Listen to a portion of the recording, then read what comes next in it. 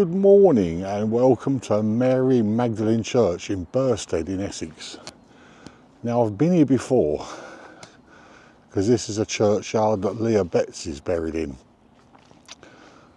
But what the final resting place we've come to visit today goes back many more years, back to 1906. It's a local murder, they were unknowns. But I read the story and I was absolutely fascinated by it, so I thought I'd make a video about it. Now, for those of you that want to see a final resting place, I'm afraid I can just give you a rough location of the final resting place here, because I've had a word with the church warden and they said that the headstone has long since vanished. But they did show me exactly the area where the grave is, so I can do that. And what I'll do is, while I'm filming as well, I'll have a little wander past Leah Betts again and I'll have a little film of that. But anyway, this video dates back to 1906 and is the murder of Albert and Emma Watson.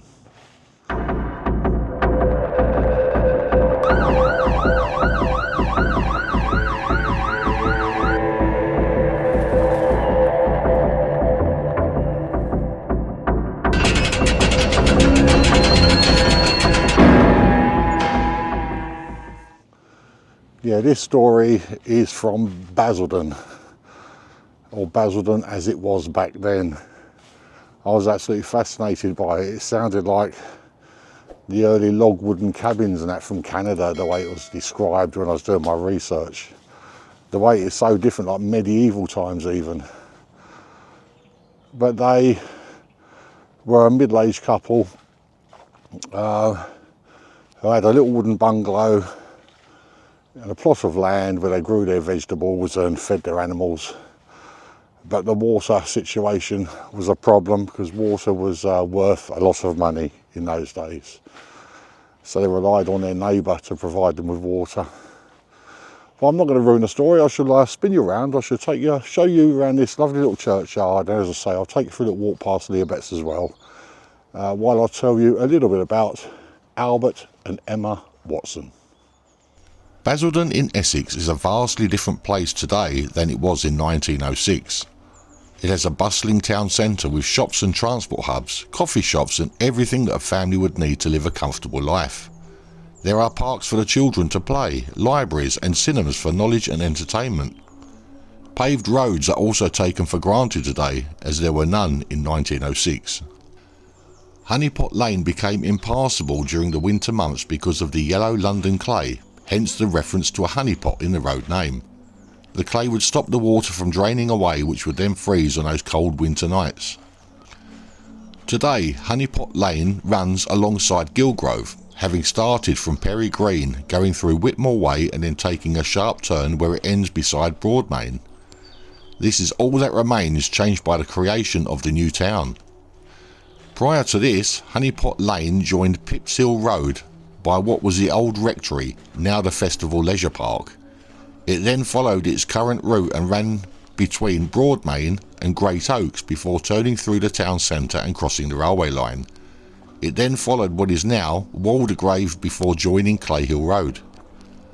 I have only said all this for the benefit of those that are familiar with this town as it is today, before I describe how it was in 1906. The same can be said, I would assume, about many or indeed most modern towns. Basildon a century ago was a set of struggling farms and homesteads in wild and inaccessible country. People moved there from the towns and started new lives, but as seen in many Wild West stories, water and the rights to it proved to be a problem. Albert Watson, aged 47, and his wife Emma, aged 50, were quiet neighbours and churchgoers who lived in a small wooden bungalow on Honeypot Lane. They had moved from Kilburn, and by 1906 their small holding was well stocked and tended. They lived wholly from and for their animals and garden. They did not have water on their plot and obtained it from a neighbour's pond, apparently with his permission. The neighbour, Mr Buckham, of Sawyer's Farm, had dug the pond, and because of the hot summer it was at the time no more than 18 inches deep. His land was described as badly tended and he had a job in London.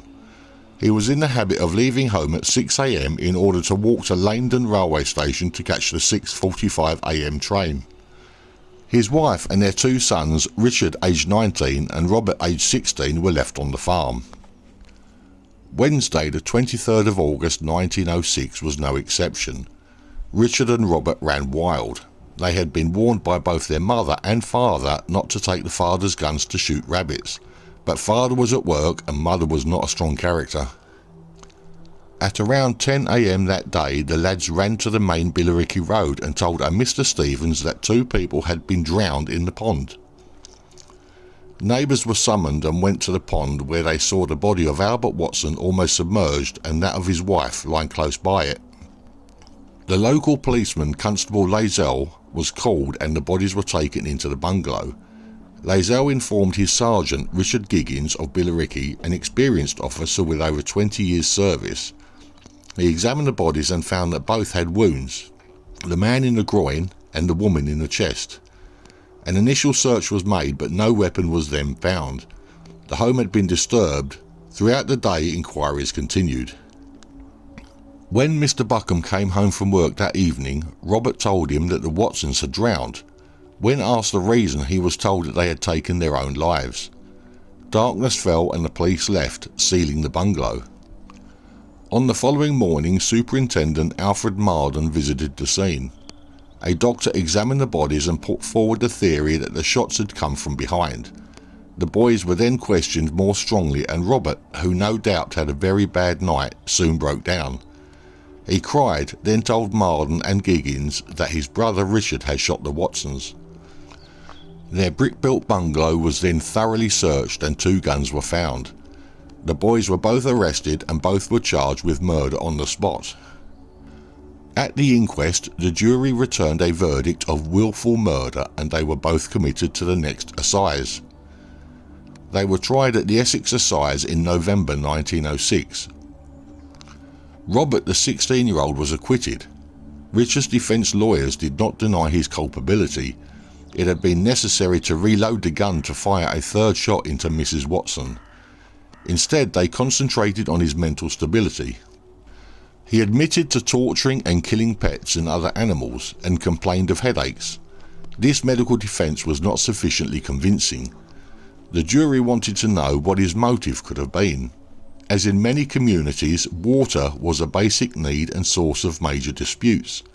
It was suggested that he objected to the Watsons using his parents' water, though it did not cause them much concern. The father had given Robert authority to let the Watsons help themselves to water, but the father, Richard Sr., was at work, and Richard Jr., now seeing himself as head of the household, had told the Watsons not to take water. From this an argument developed. Had the lad fired to frighten them or to kill them?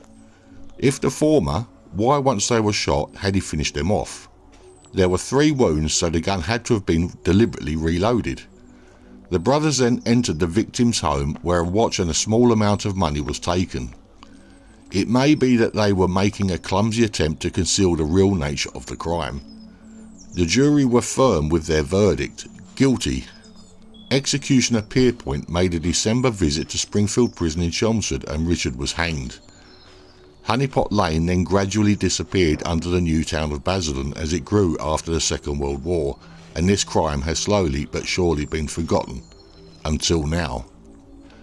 Emma and Albert Watson were laid to rest at Mary Magdalene Church in Burstead, Essex, which is where we are today.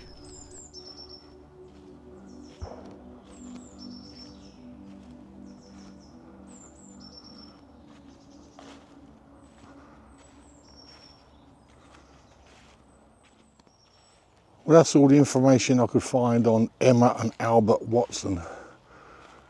But I've just had another exhaustive search around here, and the church warden pointed out an area to me where all the 1900, well, the way they called it, all the 1906s are. So that is just over here. So I'll spin you around. There are a few lumps and bumps in the ground, but that is it, I'm afraid. But that is going to be where they are located. It is just up here in front of me. So I shall spin you around and we'll go and have a look together. Right, well, I was told it's just behind the war grave, and that there is the war grave. And as you can see, there are some lumps and bumps in the ground here, but there are no headstones. Now, I was told they suffered a lot of vandalism back here in the 80s, and these headstones were removed and they were never replaced. But these ones here apparently are all the 1906s. So Emma and Albert Watson are buried somewhere right here. So not only has the old Basildon that they knew disappeared, they themselves have now disappeared, which is such a shame. You would have thought they'd have put some kind of marker on.